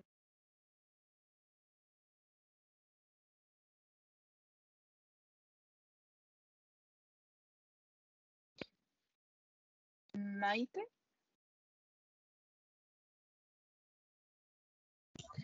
Al parecer Justo- se quedó pegada la conexión, ¿cierto? No es que sea yo, ¿o sí? Ahí No, sí, se quedó volví. pegada, ahí sí. Me Ahí caí sí. un segundo. Me Ahí caí sí. un segundo. Pero esas son las cosas que pasan en la Sí, temporada parte de la virtualidad. de pandemia. Bueno, entonces, como les estaba comentando, una vez que se produzca la emisión de todos estos nuevos documentos que figuren en estos registros públicos, se va el oficial, el director del Servicio del Registro Civil de Identificación va a informar a todas estas instituciones que yo les comentaba. Tesorería General de la República, Policía de Investigaciones, Gendarmería, Servicio Electoral, Servicio de Impuestos Internos, Ministerio de Educación, a la Corporación de las Universidades Privadas, ¿cierto? A toda institución pública o privada que estime pertinente o que sea requerida por el solicitante. Es decir, yo, por ejemplo, niño, niña o adolescente que procedía a realizar esta rectificación en mi partida de nacimiento, podría solicitarle al registro civil que oficie a alguna institución en particular porque yo necesito que esta institución sepa de este cambio, ¿ya? Ahora, eso respecto o como gestión que se realiza cuando se acoge y se rectifica finalmente mi partida de nacimiento. ¿Qué efectos produce esta rectificación? Los documentos antiguos no podrán volver a ser utilizados, ¿ya? En ningún caso ante ninguna institución pública o privada. Y todas las imágenes, documentos, fotografías que figuren en estos registros deberán ser coincidentes con mi identidad de género, ¿ya? No se va a modificar el número de mi cédula de identidad, el cual se va a mantener tal cual era desde el momento en que yo nací, que me asignaron, ¿cierto? Y tampoco se van a modificar ningún tipo de relación que provenga del derecho de familia, si yo soy padre, si yo soy madre, si yo soy hijo, hija, hermana, ¿cierto? Ninguna de estas relaciones se verán alteradas o modificadas por la rectificación. Lo mismo respecto de aquellas obligaciones de carácter patrimonial que tenga la persona cuya partida de nacimiento se haya rectificado. Es decir, si yo tenía una deuda, por ejemplo, ante una casa comercial, no porque yo cambie mi nombre en virtud de esta rectificación voy a dejar de tener esa deuda. Evidentemente no. Todas esas cosas se van a mantener sin modificación alguna. Desde que se emiten estos nuevos documentos de identidad, evidentemente, esto es obligatorio para todas las personas y lo deben y me deben respetar, ¿ya? Si esto no sucede, yo puedo ejercer la acción que corresponda por discriminación arbitraria, ¿cierto? Como nos mencionaba Andrea, a través de la ley Zamudio, ¿ya? Ahora, me gustaría un poco, ya que comentamos estos efectos y que, por ejemplo, el juez me va a preguntar si yo conozco estos efectos o no, las familias, los niños, niñas y adolescentes deben tener muy claro y presente cuáles son estos efectos. Sin lugar a duda que yo les quiero contar no quiero llamarlo anécdota, pero les quiero comentar que a propósito de esta presentación y que he estado preparando esta presentación para ustedes, consulté con amigos y amigas médicos, ¿cierto? Y les pregunté qué opinaban ellos respecto de las intervenciones quirúrgicas en los niños, niñas y adolescentes en periodo de transición, o los bloqueos hormonales o las hormonas propiamente tal. Ella conocía bien poco, yo no les voy a negar, muy poco estas circulares del Ministerio de Salud que Pablo muy bien nos comunicó. Y ella me comentó, de acuerdo a su experiencia y a sus conocimientos profesionales, que evidentemente ella podría realizar estas intervenciones, ya sean quirúrgicas o endocrinólogas en niños que estén pasando por esta transición, pero ella lo haría desde los 14 años en adelante. Yo le pregunté por qué, digamos, y ella sin saber me da la misma respuesta que la ley. O sea que solo desde los 14 años se permite. Entonces yo le pregunto por qué desde los 14 y no desde antes, digamos. Si puede ser que existan niños que se hayan autoidentificado con una edad mucho menor, como nos contaba Andrea en el caso de su hija. Entonces ella me comenta que para un poco poder evitar evitar algún perjuicio en la salud y en el desarrollo como ser humano de la persona, una vez que termina la etapa de la, digamos, prepubertal, ahí podríamos comenzar con algún tipo de intervención un poco más profunda o tal vez un poco más elevada. Yo también quisiera, no quiero justificar, digamos, por qué la ley no da esta posibilidad para niños de menor edad. Lo que quiero decir es que este es un tema que necesariamente no puede mirarse solo desde la vista jurídica y que tiene que trabajarse, como ya lo habíamos comentado, interdisciplinariamente, y que también depende del caso a caso. Es decir, no todos los niños, niñas o adolescentes son iguales, no todas las personas reaccionamos de la misma manera ante un proceso de transición, por ejemplo, o ante alguna persona cuya diversidad diga relación con su género. Me parece muy pertinente también poder comentar los conflictos que se suscitan a nivel jurídico también por el desconocimiento de las circulares, ya sea del Ministerio de Educación, por el desconocimiento de la ley de identidad de género o por el desconocimiento de las circulares del Ministerio de Salud. Nosotros tuvimos una conversación previa hace unas semanas atrás con Pablo y Andrea y esto se presenta como un principal problema, el desconocimiento de los centros educativos respecto de las circulares y cómo los centros educativos tal vez no saben o no están en conocimiento de qué es lo que deben hacer o cómo deben actuar cuando el padre o la madre les pide esta cita al rector o al director para dar a conocer que su hijo o hija se encuentra en este periodo de transición. Considero muy relevante que toda esta información nosotros la podamos comenzar a difundir, no solo en estos conversatorios académicos, sino que tal vez entre nuestras familias, con nuestros amigos, con nuestras amigas, ¿cierto? De manera tal que se hagan un poco conversaciones más cotidianas, y por eso me gustó tanto la diferencia que nos hacía Andrea entre nuestra generación y la generación Z. ¿Ya? Mi hermana un poco es de la generación Z y yo a veces me siento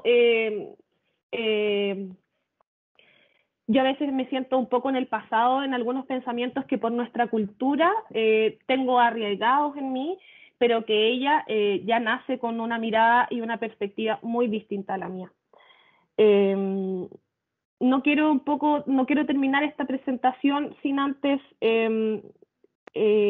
comentarles a todos y todas quienes nos escuchan que evidentemente las leyes, las normas jurídicas se crean y se aplican en nuestra sociedad precisamente para regular la vida del hombre o del ser humano en sociedad, precisamente porque somos todos distintos y por más que todos queramos tener muy buenas intenciones, lamentablemente eso no se refleja en todos los seres humanos.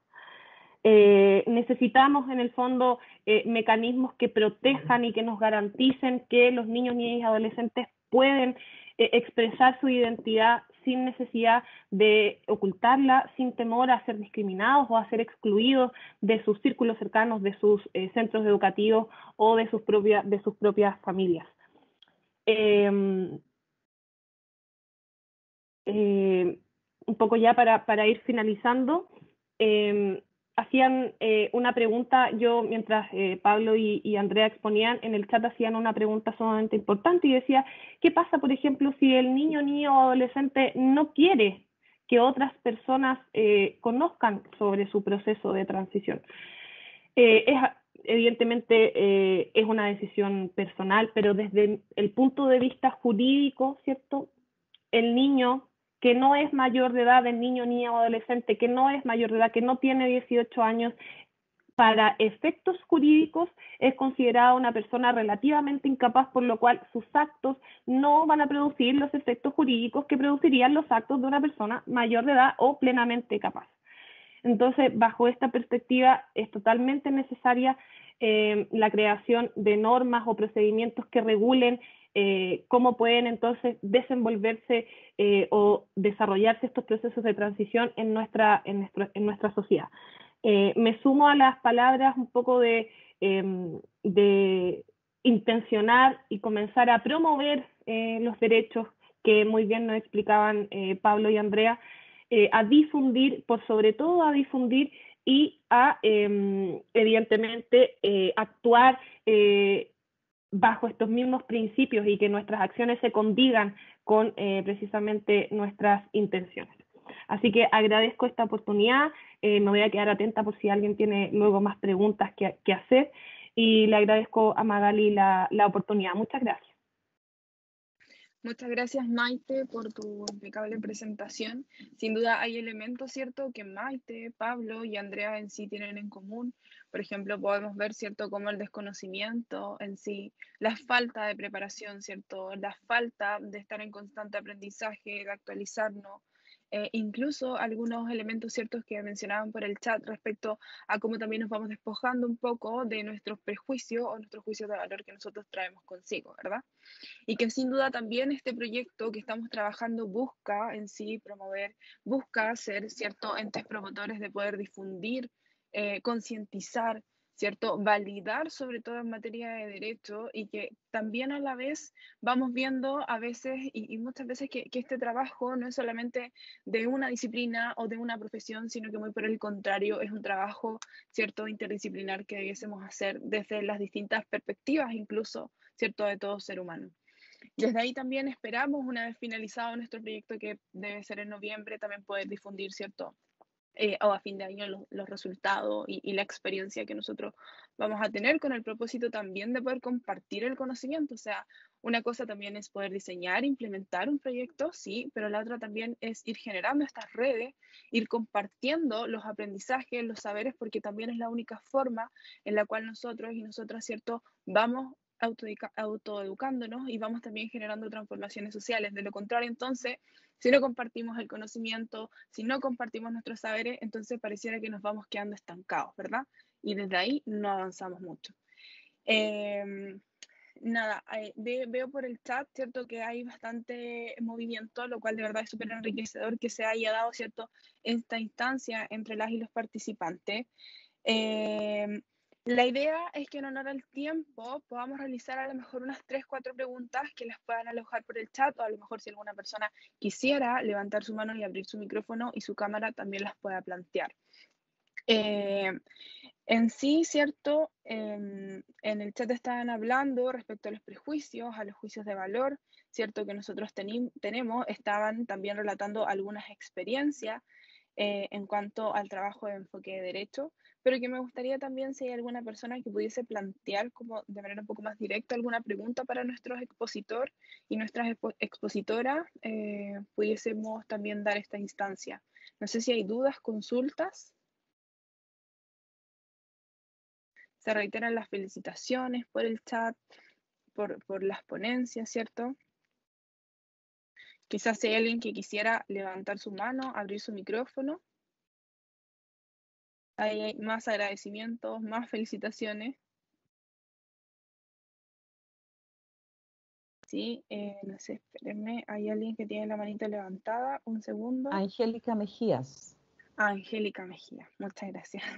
Angélica, te damos la palabra. Gracias. Primero los saludo a todos, agradezco la instancia, considero que todos estos seminarios son de mucha utilidad. Quería hacer una consulta más bien genérica relacionada con la universidad, propiamente tal, con este tema. Si bien es cierto, el seminario dice relación con la infancia, la universidad ha lanzado como publicidad o información con respecto a la ley de identidad y el respeto que tiene sobre los alumnos en cuanto a este tema, pero no lo ha cumplido. El conducto regular que exige la universidad para hacer el cambio de los nombres, del sexo, son a través de solicitudes que finalmente de pasar de cómo se llama, de ciertos departamentos en otro, luego al llegar al último, que es Fiscalía de la Universidad, el cual está a cargo de un abogado, obviamente, aunque la persona esté en el proceso o tenga la sentencia, se le rechaza el cambio. Entonces, ¿qué hacemos en este caso? Yo este año traté de hacer toda esta situación con sentencia en mano y la universidad se negó porque aunque sea por cambio o no de género o por cambio o no de nombre, a no ser que estén todos los requisitos cumplidos que indica la ley, la sentencia, la certificación de esa sentencia, la modificación de los certificados de nacimiento conjuntamente con la cédula de identidad, la universidad no hace los cambios. Entonces, esto es solamente una publicidad o algo como para quedar bien, digamos. Esa fue la discusión con la que yo me enfrasqué con la autoridad de la universidad y nadie apoyó. O sea, algunas personas relativas a la carrera que yo estoy siguiendo en este momento. Entonces, ¿cuál es el protocolo? ¿Qué es lo que pasa con la universidad? Porque estamos viendo proyectos muy bonitos que tienen que ver con la infancia, pero ¿qué pasa con nuestra casa de estudio? Sí, muchas gracias, Angélica. Te agradezco la pregunta, ¿cierto? También tu observación. Yo creo que también es valioso todas las opiniones. Comentarte, ¿cierto?, que la universidad implementó esta unidad de género. Ya esta unidad de género que cabe mencionar que no todas las universidades existe de esta forma. Ya que también es una unidad que ya se empieza a materializar, ¿cierto?, entre el año pasado y este año, y que también busca visibilizar y en sí validar el nombre social de las y los estudiantes, ¿ya? A nivel, desde mi experiencia como docente incluso, ¿cierto? Nosotros podemos comentarte que sí, hay 2 casos, por lo menos de la carrera de trabajo social, de personas que han transitado de género y que la universidad sí ha validado su nombre social. Y que este nombre social, ¿cierto? También, si bien hay un proceso, no vamos a negar que no hay un proceso en sí de etapas, pero sí se ha cumplido, por lo menos en lo que respecta a los estudiantes de trabajo social, en el respeto de su nombre social, sobre todo en lo que son ¿cierto?, el cambio de nombre, sobre todo en su título, ¿ya? Al igual que en la carrera, yo en sí te puedo hablar, ¿cierto?, de la carrera y a nivel institucional de las experiencias que tenemos. También se mantiene constantemente una mesa de trabajo desde también que se desprende de la unidad de género, en lo cual también hay una revisión exhaustiva y en sí el acompañamiento para poder gestionar el cambio de nombre social, pero eso sí, desde mi experiencia, y bueno, hay aquí colegas desde la carrera que también están conectados que podrían, ¿cierto?, verificar lo mismo. Sí se ha hecho. Por eso desconozco a lo mejor en el caso particular que tú mencionas, a lo mejor si puede o no haber habido alguna dificultad. Probablemente sí, obviamente no voy a poner en cuestionamiento tu observación, puede haber pasado, pero desde nuestra carrera sí se han dado ya 2 casos en los que ha respondido a cabalidad esta unidad de género. si la unidad de género funciona maravilloso. Yo el año pasado y este año he tomado todos los cursos. Yo llevo 2 carreras en la central. Soy abogada de la central, me dedico al área de familia y además ahora estoy estudiando para ser terapeuta. Lo que digo yo es que todas las instancias anteriores son muy buenas, pero cuando se llega a la última autorización que tiene que ver con fiscalía de la universidad, ahí donde ponen el pero, ahí donde está la trampa, ¿entiendes? Sí, mira, yo creo que también es súper válido y es súper valioso poder recoger tu observación, a lo mejor también poder recoger tu comentario, poder revisarlo, pero en sí, en las experiencias que hemos tenido como carrera han sido bastante, si bien había un proceso, ha dado bastante buenos resultados a nivel institucional. Entonces, pero sí, de todas maneras, voy a recoger también la observación que tú nos mencionas, es súper importante eso. Así que desde ahí también te lo agradezco, Angélica. Y hay Pamela otros Velázquez. ¿Por Magali? hay Pamela otras manitos. Velázquez quiere hablar. Sí. Pamela. Buenas tardes. Más que nada presentar una inquietud que se me formó cuando hacía la presentación la mamita, que se me olvidó el nombre, disculpen, que decía que al niño no se le debiese pedir ni siquiera, por ejemplo, exámenes médicos, ni informe de psicólogo, ni nada, ¿no es cierto?, para esta etapa de transición. A mí me surgió la inquietud y me hace ruido eso. ¿Por qué? Porque yo pienso, ¿qué pasa si no se le pide eso y al niño o niña, ¿no es cierto?, se le escucha y se le acepta y se le empieza a nombrar por el nombre social, ¿no es cierto?, etcétera? Pero ¿qué pasa si el niño o la niña se arrepiente a mitad de camino, como se dice? Se da cuenta que no, que era una confusión, que era una etapa, entonces, que estaba viviendo, y se expone, ¿verdad?, después a las críticas, a los comentarios, a las burlas de sus compañeros, etcétera. Yo no estoy de acuerdo en eso de que no se le debiese pedir un informe médico, porque siento que es como algo que produce más seguridad, ¿no es cierto?, en la decisión del niño o la niña para futuro. No sé si me explico. Sí, Pamela, mira, te voy a contestar desde el punto de vista como mamá y quizás a lo mejor Pablo después puede complementar desde el punto de vista más del psicólogo. ¿Ya? En primer lugar, nadie puede diagnosticar a mi hija como una niña, ¿cierto? Y en segundo lugar, no es que alguien se arrepienta, sino que hay personas trans que detransicionan por distintas razones. Y es uno de los temores que uno tiene como, bueno, al menos uno de los, voy a hablar de manera personal, es uno de los grandes temores que yo tenía como mamá, el hecho de si me equivoco, finalmente. ¿Ya? Porque se piensa también que es una decisión el que mi hija quiera ser una niña, ¿ya? Y finalmente no es una decisión, mi hija es una niña. Y si ella en el futuro tomase la decisión de detransicionar, que puede ser por distintos factores, incluido lo que la sociedad le haga sentir en cuanto a lo que es vivir como una mujer trans, lo que yo quiero transmitirle a ella y con lo que yo me he quedado dentro de todo este proceso es que ella sepa que su mamá, su familia, va a estar ahí independiente de si ella es hombre o mujer. Yo la amo a ella y vamos a estar ahí con ella siempre. Y si hay que cambiarse de colegio, hay que tomar alguna medida, vamos a estar ahí, lo vamos a hacer. Y es el rol que tenemos como papás. Pero mi hija, más allá que ser una niña o un niño, es una persona. Y esa persona hoy día tiene amigos, tiene compañeros y que la valoran más allá de su identidad.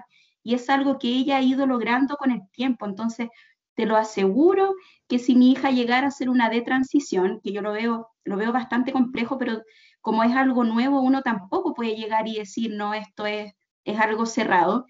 Ella ha logrado hacer un cambio dentro de donde ella estudia y no creo que llegue a ese nivel de burla o de discriminación porque ha ido transicionando su colegio completo con ella. Por eso hablábamos del proceso de transición, que no es un proceso de transición en la casa nomás, sino que uno va educando al colegio. Y lo más importante para un hijo o una hija es saber que tus papás van a estar ahí independiente de las decisiones que uno vaya tomando en el camino. ¿Ya? Entonces no es que alguien se arrepienta, sino que se detransiciona y eso es tan válido como transicionar y mantenerse en eso.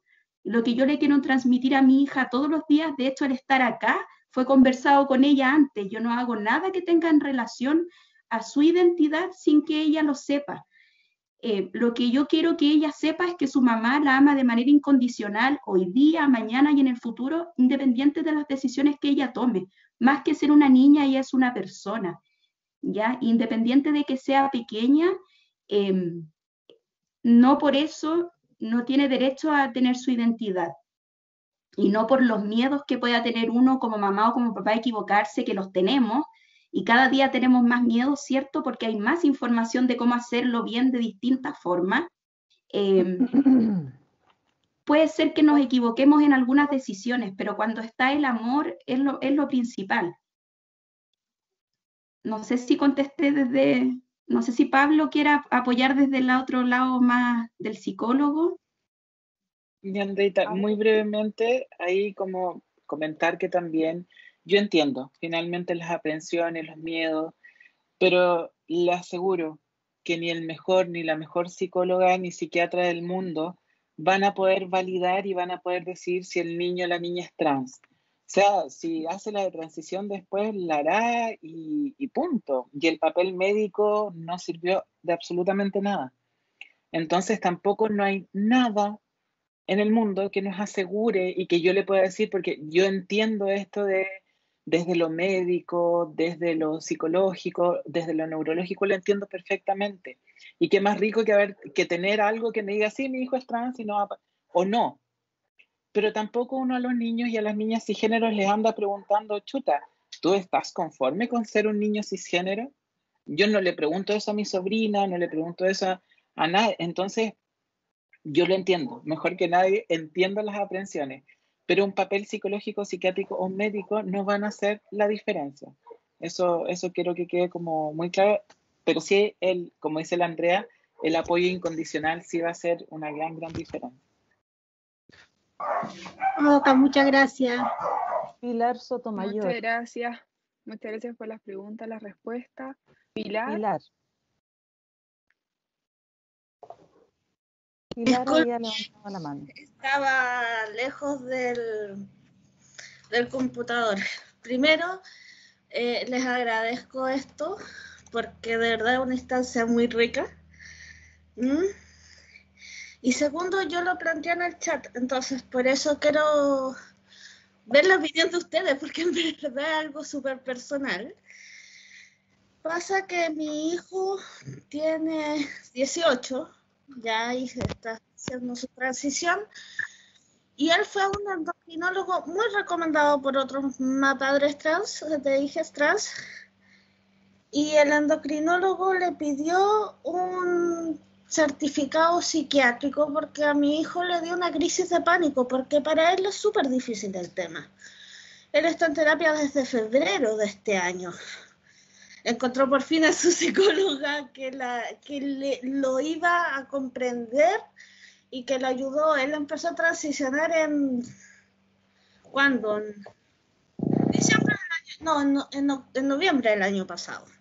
En noviembre del año pasado empezó a transicionar él mismo, porque ya todos sabíamos.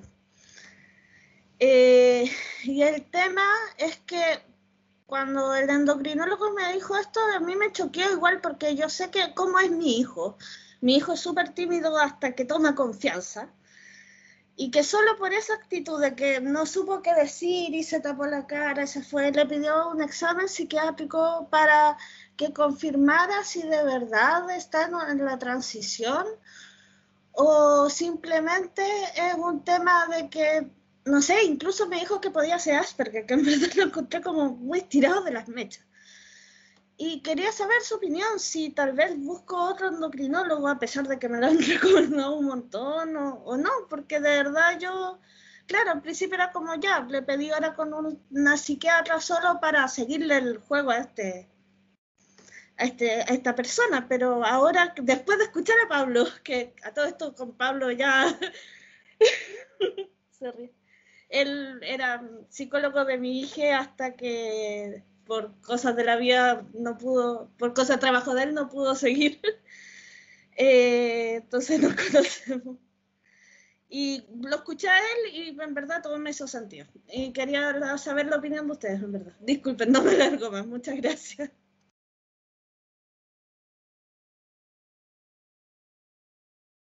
Gracias, Pilar. No sé ahí si Pablo, Andrea, Maite, quien quisiera, ¿cierto?, responder. Ya, me voy a tomar solo un poquito. Efectivamente, sí, a Pilar yo la conozco por otras cosas de la vida, otras instancias de la vida. Conozco a su hija, no del mismo del cual está hablando, pero sí. Efectivamente, aquí en Chile al menos, siempre para temas endocrinológicos, no sé muy bien por qué se hace, no lo tengo claro, pero se pide un informe psicológico, psiquiátrico o de algún lugar donde esté acompañada del chique, ¿no? Entonces se pide eso, más bien yo creo que por temas de resguardo, ¿no? Sí, perdón, Pablo, por interrumpirte, es que no lo señalé. Yo llevaba el informe psicológico y le señalé al doctor. Ah, ok. Yo creo que, mira, ahí hay... La infancia trans tiene muy poquito en Chile y los estudios que se han hecho llevan muy poquito en Chile con respecto al bloqueo puberal y a las hormonas. Yo tampoco soy experto en el tema, pero yo sé que hay algunos endocrinólogos y endocrinólogas que sí están formándose en eso. Hay algunos y algunas que son muy buenos, pero efectivamente yo creo que ahí hay que balancear un poco el tema de salud, porque a lo mejor puede ser un excelente médico, y puede saber todo de la materia, pero el respeto dónde queda, ¿no? Entonces ahí hay que balancear. No sé si es que, porque si es efectivamente un muy buen médico, a lo mejor hay que hacer respetar los derechos nomás y con respecto al nombre, a su género, pero si es un muy buen médico y sabe sobre el tema, también ahí a lo mejor hay que solo poner énfasis en eso. Porque hay otros endocrinólogos que a lo mejor no saben mucho de esto. Esto viene desde hace muy poquito, Pilar, entonces tampoco te sabría cómo decir sí o no a ciencia cierta. Lo que pasa es que era como un consejo, por eso también le pregunté en general a todos si alguien más me podía dar su opinión, no solo a ti, Pablo, por el tema salud, sino que es porque también, por ejemplo, yo sé que él atendió a más de 150 niñas trans. Pero él mismo me dijo también que han detransicionado varias. Y yo es como, sí, pero no sé. Entonces, claro, como tú bien dices, puede ser muy buen médico, pero si... Y él respetó el nombre social de mi hijo y todo, pero si me está poniendo en duda y no sé, es como una incomodidad. Entonces, por eso era como más una opinión que... Quieren indicar, sí. Exacto. Muchas gracias. No, Pilar. Gracias, Pilar. Gracias, Pablo, también. En honor al tiempo, les pediría que las dos personas que quedan con su manito levantada, que es Amanda Ramos y Sof, si no me equivoco, Sofía, ya, aparece Sof el nombre, que pudiesen plantear las dos preguntas y luego ahí, ¿cierto? Andrea, Maite y Pablo las responden y luego ya para poder dar fin a la actividad. No sé quién, Sofía o Amanda, cualquiera de las dos que pueda plantear primero. Ya, no sé qué. Ya, bueno, más que nada yo tengo una duda que es para el psicólogo. Ya más que nada quisiera consultar y plantear una situación que es muy distinta a la que tiene el hijo, ¿cierto?, de Andrea, que contaba la mamita ahí. Quisiera preguntar sobre un proceso, como más que nada formas de ayuda en cuanto a un proceso de acompañamiento para un estudiante transgénero que se ha enamorado de una compañera, pero sufre por no poder expresar su sentir, además de tener miedo, ¿cierto?, por el rechazo social, porque ella tiene todo su derecho a expresar sus sentimientos, pero no lo puede llevar a cabo. Esa es mi duda. Gracias, Amanda. No sé si escuchamos de inmediato la pregunta de Sofía y luego ustedes pueden pasar a responder. Sofía, te escuchamos. Sí, no tiene mucho, o sea, tiene algo que ver. Pregunté lo mismo en el chat, que nada, quería saber si algún... ¡Ay! ¿Se me prendió la cámara? No. Que quería saber si alguno de ustedes conoce más campañas como para la gente de la comunidad LGBT más en general y no solo para personas transgénero, porque me serviría mucho para mí personalmente y para amigos de Chile que no tienen familia, o sea, no tienen una familia que les dé mucho apoyo y así. Súper. Muchas gracias, Sofía. Pablo, Andrea, Maite. Ya parto yo, pero yo creo que, no sé, Andreita, igual te voy a tirar la pelota ahí porque Sí, creo que en tanto al colegio, cuando uno ha hecho capacitaciones o va a dar charlas a los colegios a veces reciben muy bien los profes, las profes, los directivos, en fin. Y quienes más ponen problemas muchas veces son los apoderados, apoderadas y apoderadas. Esto de que, ok, respetemos todo el entorno, pero, y respeto que tu hijo o tu hija sea trans, pero no te enamores de, ¿sí? O no. Entonces yo creo que ahí es un tema más personal, yo creo que hay que trabajarlo con el colegio, pero también con el chique o con el niño, porque es un tema de amor y eso es tan transversal a todas las edades y a todos los géneros que yo creo que más allá de hacer valer, hay que preguntar cómo quiere hacer ese proceso también. Y si no se le está dando el apoyo, bueno, ahí ya están las herramientas como la circular o algún orientador o orientadora del colegio, psicólogo, inspector, qué sé yo. En general los profesores y las profesoras son un 7 y siempre uno puede contar con ellos al final del día. Ciertas excepciones obviamente como en todo, pero yo creo que por ahí, Andreita, yo sé que sí. tirar más para allá. Sí, mira, voy a contestar de acuerdo a la experiencia que tengo más con las familias que me ha tocado recibir en la fundación. Me tocó el caso de un chique, por ejemplo, y nos pasa harto que comienza sus procesos de transición y en muy poco tiempo le cuentan a los compañeros o le cuentan a lo mejor a la mejor amiga que ahora es un niño, ¿cierto?, que hizo su transición y que su sentimiento hacia ella no es de amistad, sino que hay una atracción más allá. En general, el consejo que yo les doy y como lo conversamos con las familias es que el proceso primero hay que llevarlo de manera individual, ¿ya? Yo tengo que conocerme primero, tengo que ver quién soy hoy día, comenzar a amarme dentro de esta nueva forma de vivir, porque no es lo mismo ser una niña que ser un niño hoy día en Chile, aunque queramos creer que no es lo mismo. Entonces tiene que haber un proceso primero a nivel personal y luego hacia afuera. Tengo que empezar a quererme yo mismo, conocerme y luego empezar a pensar en tener una relación con alguien más. Ya el tema del amor hacia las personas trans, sobre todo hacia las mujeres trans, es algo que es un derecho quizás que muchas no tienen, que se les ha negado, porque muchas veces la masculinidad se mueve en un cuadradito más pequeño, ¿cierto? Entonces, muchas veces los hombres cisgénero, heterosexuales, tienen mucho miedo a tener alguna relación con una mujer trans porque creen que van a perder esta categoría, a diferencia de los hombres trans en donde las mujeres no tenemos ese prejuicio tan potente. Entonces, el amor a lo largo del tiempo ha sido una posibilidad que se les ha negado a las mujeres trans, pero porque se vive más que nada como en la clandestinidad, ¿cierto? Como te quiero y tengo una relación contigo, pero en secreto porque no te voy a llevar a mi casa, no te voy a presentar a mi mamá y ni a mis amigos porque se va a poner en riesgo, ¿cierto?, mi masculinidad.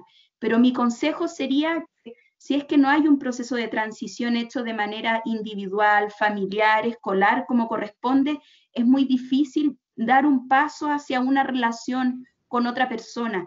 Entonces, quizás comenzar por apoyar en manejar el autoestima, el autoconocimiento, el generar esta nueva identidad, sea un paso anterior a poder tener alguna relación con otra persona. Yo a mi hija siempre le digo, el día que tú te ames tanto como yo te amo a ti, yo voy a estar tranquila de que tú tengas algún pololo o polola o polole, porque tiene que haber un sentimiento distinto hacia ella. Ella tiene que respetarse y amarse primero de una manera súper potente para poder ella exigir eso dentro de una relación desde un otro o una otra, un otro.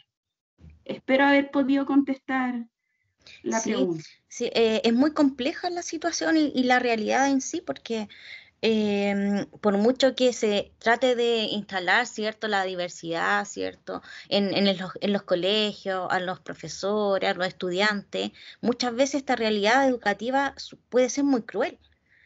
Cuando no se ha concientizado, no se ha hecho parte del día a día, ¿cierto? Todos estos procesos que están pasando los niños y niñas transgénero, es muy complicado el tema del aislamiento que se puede hacer, ¿cierto? Que pueda sufrir una persona en base a no quiero llamarlo discriminación, pero no entendimiento más que nada de su entorno. Entonces, es súper complicado y más aún en un entorno rural, ya donde sí están muy marcados los estereotipos, ¿cierto? La heteronorma. Entonces, esa era más que nada mi duda, como más que nada un consejo. Y qué buen punto, Andrea, porque si no se valoriza a ella misma, no se ama a ella misma, difícilmente va a poder expresarlo. Entonces, no sé, me gustó mucho tu consejo, Andrea. Muchas gracias. Gracias a ti por la pregunta. Bueno, en honor al tiempo, yo creo que ya vamos finalizando la actividad. Le quiero agradecer, ¿cierto?, a todas las personas que participaron. Le quiero agradecer, ¿cierto?, en especial a Pablo, a Andrea, a Maite, que hoy día, ¿cierto?, nos enriquecieron con sus excelentes e impecables presentaciones que también nos invitan a una reflexión constante, ¿cierto?, y a un aprendizaje que debemos tener de manera permanente. Además, también le voy a agradecer, ¿cierto?, a las y los profesores que hoy día nos acompañaron de la carrera de Trabajo Social, a Samuel Erice, ¿cierto?, que es secretario de estudio de la carrera, a Hugo Covarrubias, a Ángela Venegas, a Eliani Pereira y a Jimita Igor, que también ahí están conectados y conectadas. Le voy a ceder la palabra a la directora de la carrera, a Ana María Galdames, para que pueda, ¿cierto?, finalizar esta actividad. Bueno, muy breve también, porque Magali ahí me está escribiendo, sea breve, por favor, así que voy a cumplir, ¿no es cierto? Mira, yo solo quería darle las gracias a todos porque creo que fue muy provechosa la reunión.